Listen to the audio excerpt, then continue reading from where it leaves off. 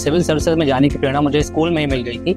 मुझे याद है जब मेरा 12th का रिजल्ट आया था एंड आई गॉट 92.6% और मुझे यहाँ पर पूछा गया था कि आप करियर में क्या करना चाहते हैं, तो मैंने बोला था कि मैं यूपीएससी क्रैक करना चाहता हूँ, आईएएस बनना चाहता हूँ। कॉलेज लाइफ में मैंने एक्सप्लोर किया और फाइनली कॉलेज के बाद अपनी 2022 में मैंने अपनी सिविल सर्विसेज की डेडिकेटेड प्रिपरेशन शुरू की। मेरे father actually already state government service में है, तो उनका जो प्रशासन के प्रति उनकी रुचि थी, उनका जो काम करने का तरीका था, उसने मुझे बहुत प्रभावित किया शुरू से।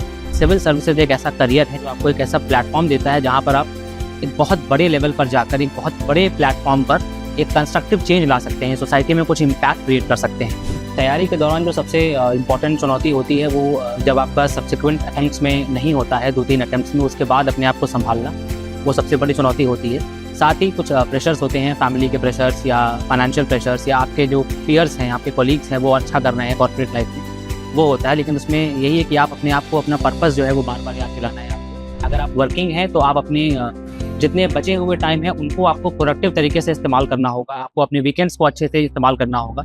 और अगर मैं जैसे वर्किंग नहीं था, आई वॉज अनएम्प्लॉयड, तो मेरा ये था कि मैं अपने डे को 3 भागों में बांटता था। 8 घंटे पढ़ाई, 8 घंटे सोना और 8 घंटे में बाकी एक्टिविटीज़। देखिए, ये जर्नी ऐसे है कि इसमें डिमोटिवेट होना, डिमोरलाइज होना बहुत ही लाजमी है, क्योंकि आपको हर तीसरे दिन लगेगा आप नहीं कर सकते हैं, कंपटीशन इतना ज़्यादा है, सिलेबस इतना वाइड है।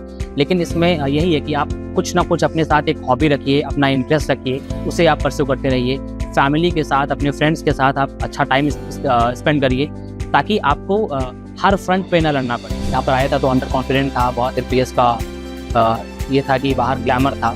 लेकिन जैसे मैं यहाँ पर आया, मैंने देखा यहाँ के टीचर्स इतने सपोर्टिव हैं, यहाँ का स्टाफ इतना सपोर्टिव है और यहाँ का एनवायरनमेंट इतना कॉर्डियल है कि मैं यहाँ कब घुल मिल गया और एलपीएस फैमिली का हिस्सा बन गया, मुझे याद ही पता ही नहीं चला।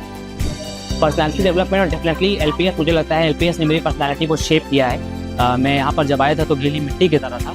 एलपीएस के टीचर्स ने, एलपीएस के एनवायरनमेंट ने उस मिट्टी को सही शेप दिया और एक सुंदर घड़ा बनकर निकला है। स्पेशली अमित सर का मुझे बहुत सपोर्ट मिला है। उनका हमेशा से ही जो स्टूडेंट फ्रेंडली उनका जो नेचर था, जिससे आप उनके साथ जाकर आप कोई भी अपनी प्रॉब्लम डिस्कस कर सकते थे, फाइनेंशियल प्रॉब्लम हो, पर्सनल प्रॉब्लम हो या स्टडी से रिलेटेड कोई प्रॉब्लम हो। तो मुझे ऐसा लगता है कि यहाँ के टीचर्स, यहाँ का एनवायरनमेंट, यहाँ का एक्सपोजर, यहाँ की को करिकुलर एक्टिविटीज़ में मैंने बहुत पार्टिसिपेट किया, जिससे मुझे मेरा कॉन्फिडेंस बूस्ट हुआ।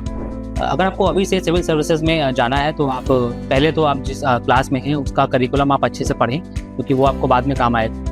दूसरा, अगर फिर भी आपको लगता है कि अगर आप कुछ अपना एक्स्ट्रा टाइम निकाल सकते हैं सेल्फ स्टडी के लिए, तो मुझे लगता है कि करंट अफेयर्स से अगर आप जितना अपडेट रहेंगे, न्यूज़पेपर्स पढ़ना हो या आर्टिकल्स पढ़ना हो या मैगजीन्स पढ़ना हो, जितना आप करंट अफेयर्स से अपडेट रहेंगे तो आपका नॉलेज बेस धीरे धीरे बढ़ता जाएगा और आपका इंटरेस्ट डेवलप हो। सोशल मीडिया एक डबल एजेड स्वॉर्ड है, 2धारी तलवार है। आपको इसका सही से इस्तेमाल करना अगर आपने नहीं सीखा तो आपका टाइम बहुत ज़्यादा वेस्ट हो जाएगा। इसलिए ज़रूरी है कि आप एक सही गाइडेंस लें, आप सही मेंटोर्स के अंडर में काम करिए और सोशल मीडिया को कंस्ट्रक्टिव चीज़ों के लिए इस्तेमाल कीजिए। आज के दौर में आर्टिफिशियल इंटेलिजेंस है, अगर आप इसका इस्तेमाल नहीं करेंगे तो आप रेस में पीछे रह जाएंगे। लेकिन अगर आपने इसमें ज़्यादा टाइम स्पेंड कर दिया तो भी आप गलत डायरेक्शन में चले जाएंगे। इसलिए मॉडरेशन, मध्यम मार्ग बहुत ज़रूरी है।